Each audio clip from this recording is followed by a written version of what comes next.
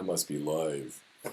Hey guys, welcome back again to Ken Tamplin Vocal Academy. I'm trying to do more of these live stream things and get a little better at it so we're not like caught up in technology, but I'm trying to take on requests that people are giving me, and the one request that I've gotten recently, which was big, we have quite a few, but is why does my voice sound so froggy, okay? And one of the things is, there's lots of reasons for that, but one of the things is how you can control your laryngeal position. What does that mean? Big fancy words. What I really want to do with you guys is make this so simple that you really understand it, okay?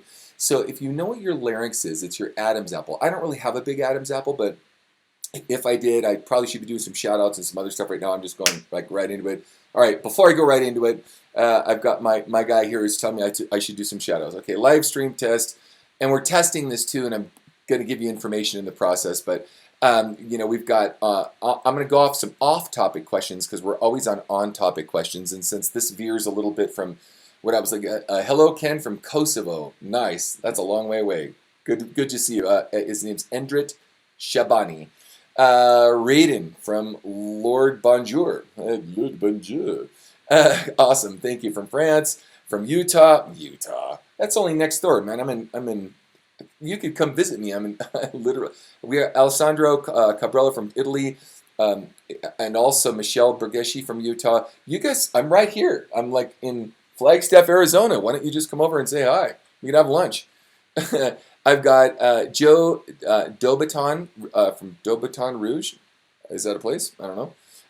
Russell Wagner. Yo, Russell. Marco Devine, hello Ken, good to meet you, Marco. Tim Hay from Lee, New York. I didn't even know there was a Lee, New York. But Fahik Nafalahi from Indonesia. Sorry if I mispronounced your names. I'm doing my best. And then we've got Eva Solacello from Nigeria. We've got Joel from the UK. Alicia from Costa Rica. I used to live in Costa Rica. In fact, San Miguel, or excuse me, and where was that at? It was the Guanacaste Peninsula, which is a beautiful place. Love it there. Good surfing there, by the way. We've got Detroit RC74 from New York. Lots of great people hanging out. So we got Raphael from Switzerland, Lithuania, Skirmantis from Lithuania. We've got Archie from the Philippines, and Ken Tamplin. No, my name is Ken, not Kem. That's like chemtrails. Anyway, guys, and we've got David from Scotland. But I want to get into this because I want to talk about, you know, froggy voices. Marion from Sweden. Man, they just keep coming in. Manhattan, blah, blah, blah. I'll get to as many of those as I can. But it's awesome to have you guys join me. You know, it's kind of funny. And here's why. I see a lot of stuff that's put out on the internet. And I mean a lot of stuff. And I see these guys talking about things that they don't really know jack about, and they can't do it themselves. And by the way, I'm not trying to like call anybody out. I'm just saying this is my own personal experience.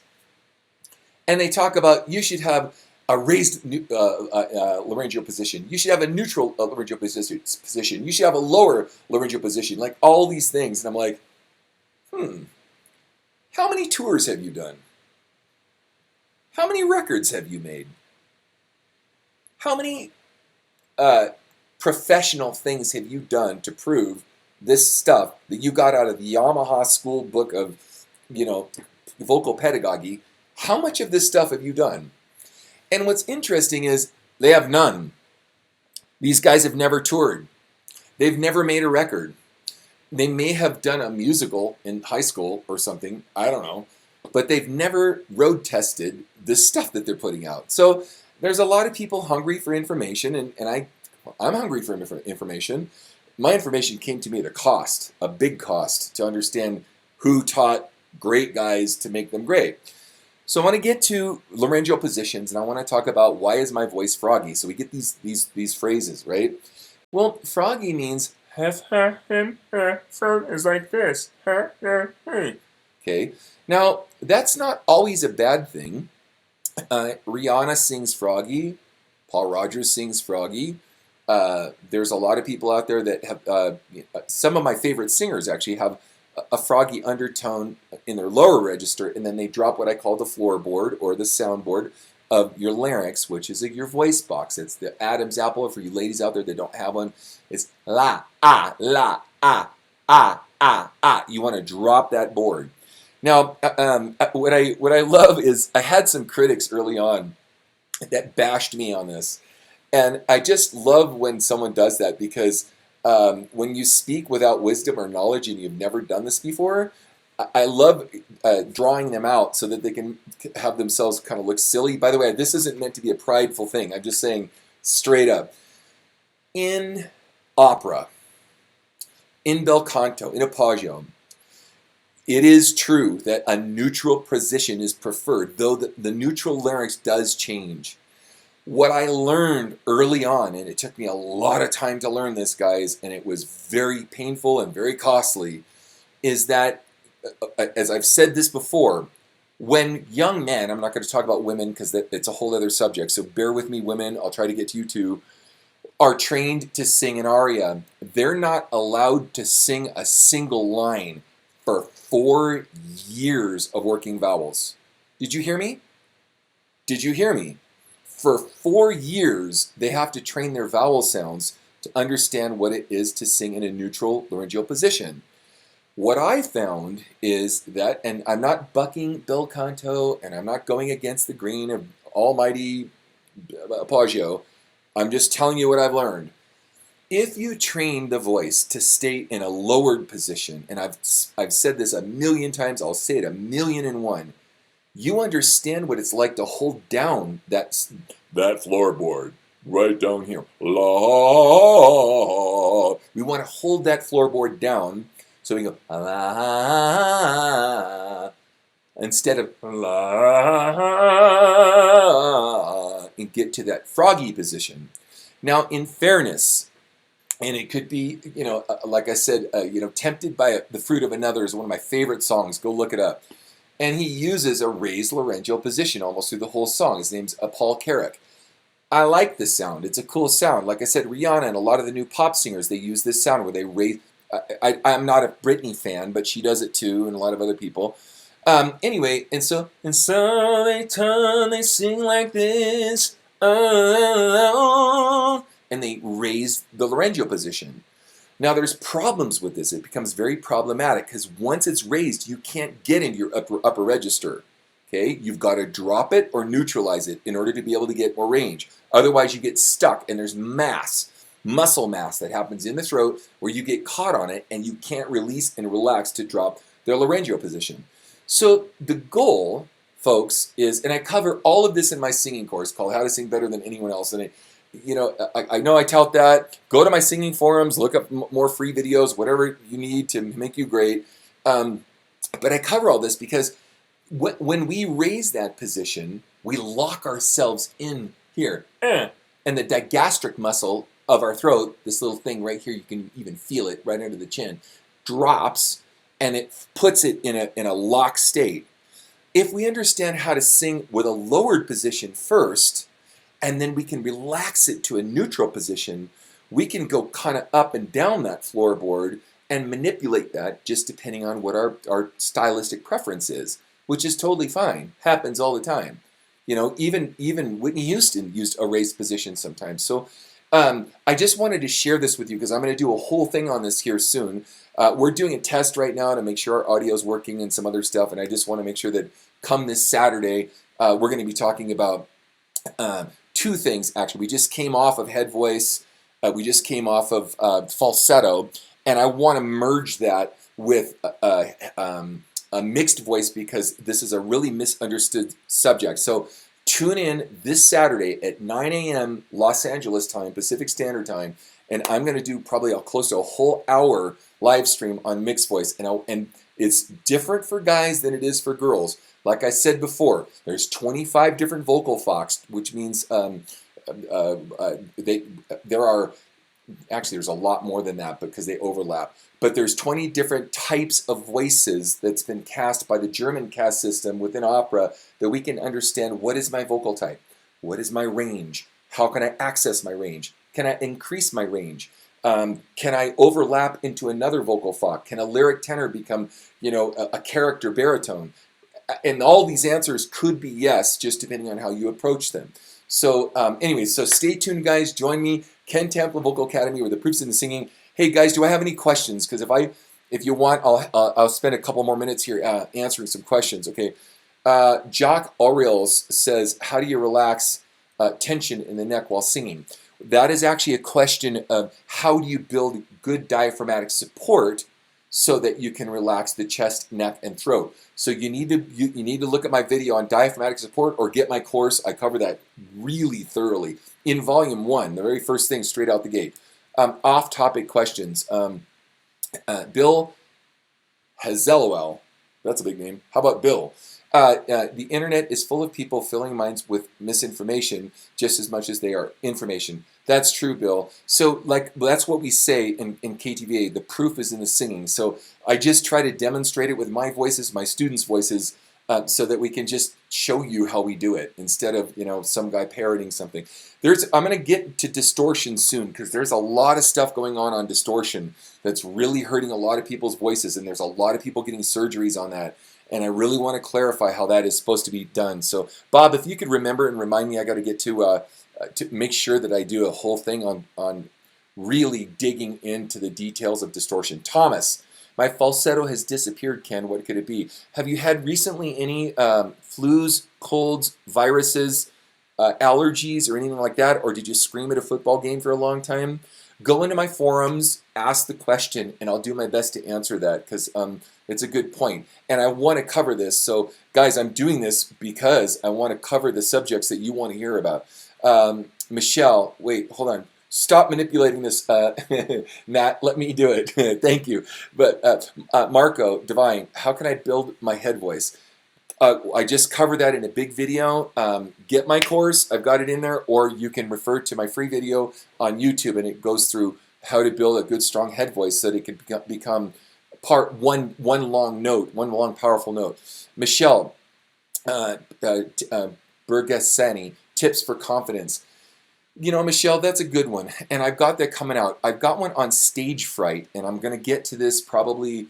I'm going to try to get to it this weekend. I'm flying down to YouTube. I'm in Arizona right now, and I'm going to do a whole thing on stage fright and confidence and that whole thing, because there's a lot to it. It's not as simple as it sounds. Once we conquer a certain amount of problems, which is making sure that you know your stuff really well, making sure that you're not going to hyperventilate, practicing in front of family, maybe even busking, going down doing karaoke, like whatever it is, you'll get to that, singing for your church, whatever it is, singing to your dog, I don't care, but like getting enough of that to where all of a sudden, little by little, you can chip away at getting great tips for confidence. And by the way, this isn't just about tips, guys. We want to be great at stuff. We don't want just tips. We want to be great. So that's what I'm looking for.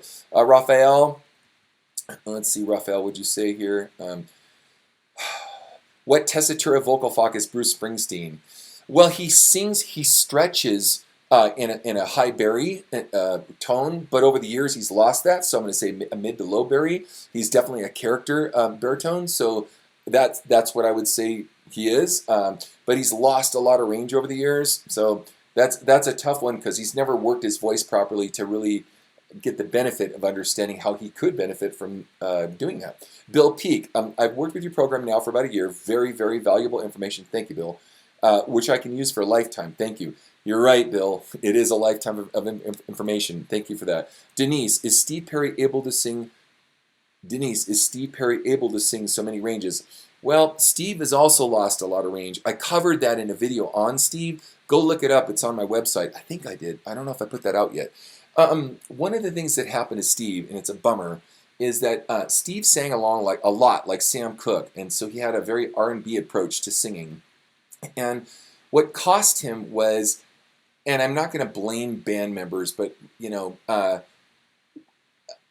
Journey was thought of as being kind of a wussy band, though they had melodically fabulous and whatever. And Neil Schon is one of my favorite guitar players. But in the end, what happened was they wanted to toughen up their sound, and so without mentioning names, there's a keyboard player that's in the band wanted to push him harder and harder and harder to sing things that distressed his voice, so that it sounded like they had more of manly sort of sound. And it actually, over time, he didn't really understand how to handle that, and so it cost him his voice and his range and even confidence over time. So again, one of the most amazing rock singers of all time, but that is what happened. And everyone knows that. It's not like a Ken Tamplin thing here. So anyway, one way, after practicing a lot with the band, my voice goes froggy when I talk. Okay, that's interesting. That's a different thing. So what happens is when you talk, are you speaking or trying to talk as loud as you were singing? Because there's that part, like if you're in a club and you're trying to overtalk the other people, or what happens is that the chords get thick if you're not singing correctly. And so when they get thick, then all of a sudden you're kind of like this and you're trying to get your voice back, and you have that sound because you've oversung. And you need to allow the chords to relax. Now, I'm not going to advocate doing this all the time. You could take 2 or 3 ibuprofen, drink a lot of water, don't drink any alcohol, and that relaxation will come back to where you're not doing that. But ibuprofen is not good. So if you're going to do something more healthy, there's a lot of good turmeric things out there that you can do to facilitate overcoming that. Angela Lirital, can I learn to sing from the pit of my gut? Yes, absolutely. Look at my video on diaphragmatic support. Nikita, is it possible to sing healthy using belting? I do it every day. Absolutely. In fact, here's another one for you, Nikita. If you're doing it right and you really understand how to control the air, then you're actually going to strengthen your vocal sound, not hurt it. So over time, it's going to be even more healthy. Even though I know there's this again, more information on the internet that's floating around that belting is unhealthy. Well, if that were true, every time I raised my voice to somebody, and that is true too, like if I'm in a baseball game or football game or something, hey man, stop that guy, and I'm screaming, yeah, that can hurt you. But if you understand how to keep the throat open, how to use good diaphragmatic support, how to cut back the air, you can actually grow that sound in a big way. It's called resonance. How do you think Pavarotti or Placido Domingo or Caruso or UC Borland or any of these guys, how do you think they get to those sounds? By the way, that's way higher, I think, than what they do. In fact, let me check it out. Stay there. I'm curious. Hold on. Get my guitar, girls, guys. What was that? Yeah, so that's an E5. They do a B. Right.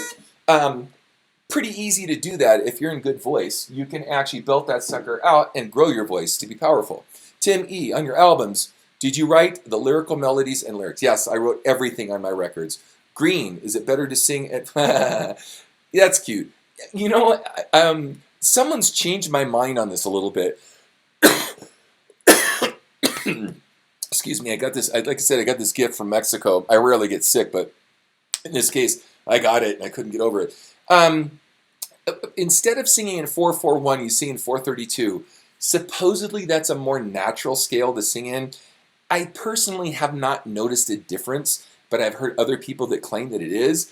And it wouldn't surprise me because it resonates more with the earth and all this other stuff. So I'm not going to throw that out. I don't want to sound like a conspiracy theorist over 432 hertz scale. But I could see where that could possibly play into resonance. So I'm not going to ignore it. I'll research it more. It hasn't affected me, so I usually, if something doesn't affect me, I don't chase it down. But good question, Green. Igor, when should I start doing head voice exercises? I'm on volume 2 right now. Go ahead. Start. Do 1 to 2 days of chest, and then do 1 day of head, and then come back and make sure your chest voice is strong. Don't do a week of head voice, because what's going to happen is you're going to lose range, and it's going to be really frustrating, and you're going to want to keep your chest voice strong. Thomas, I had a cold flu virus 5 weeks ago. I do a gig 3 times a week. I didn't know if there were some hints, tips. My confidence has been knocked. I approach gigs now with fear.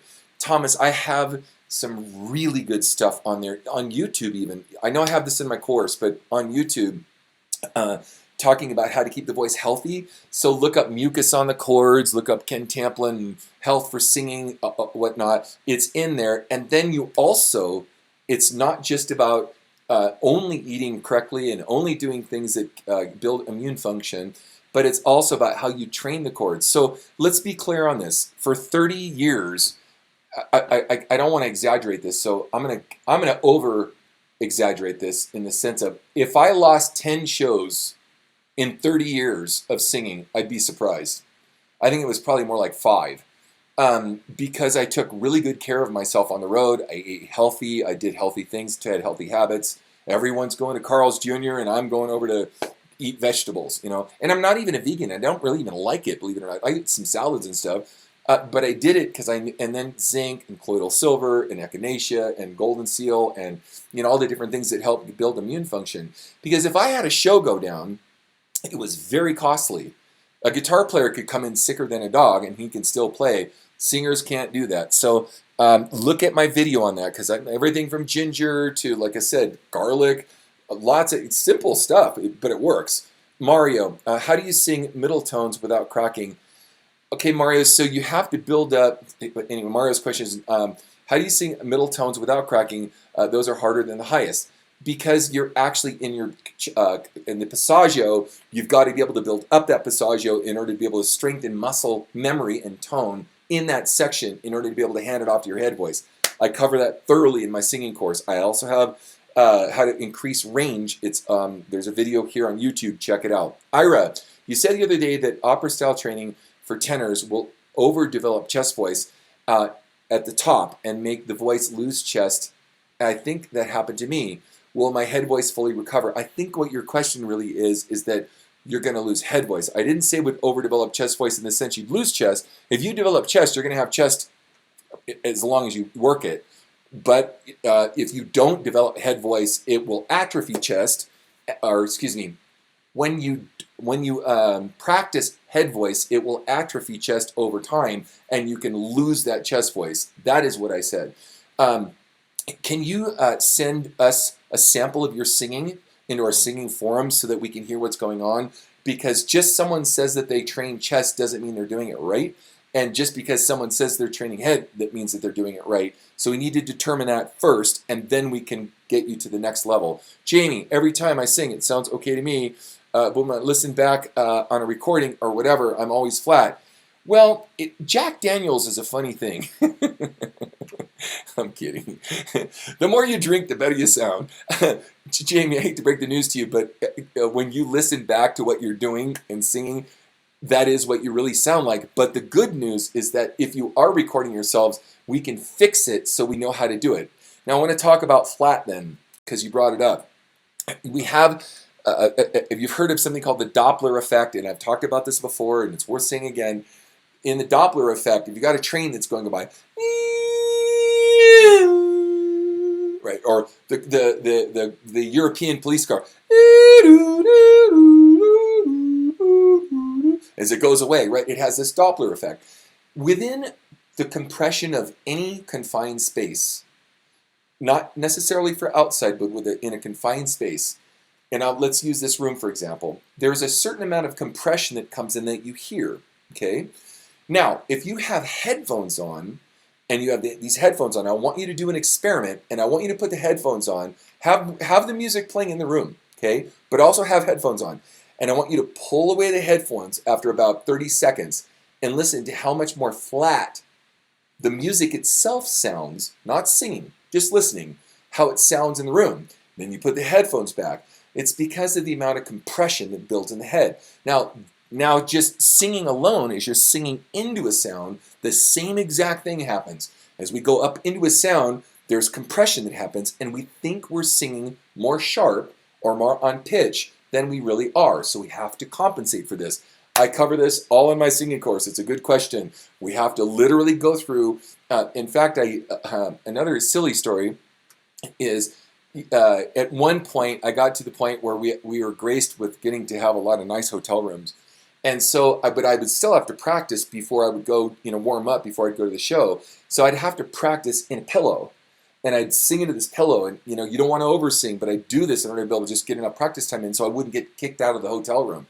But I would do this, and it really helped a lot with me understanding how much compression to use, how much to oversing, or not oversing, excuse me, how much not to oversing, and how much I could warm up in an environment where I couldn't hear myself? Big question, Jamie. I hope I answered that one for you. Zena, I have acid reflux and approach gigs with fear as well. First time in 20 years. When I have 3 in a row, okay, Zena, so I have to know what you're doing for acid reflux because there's a lot of things that we can do to fix that. Have you seen my video on acid reflux?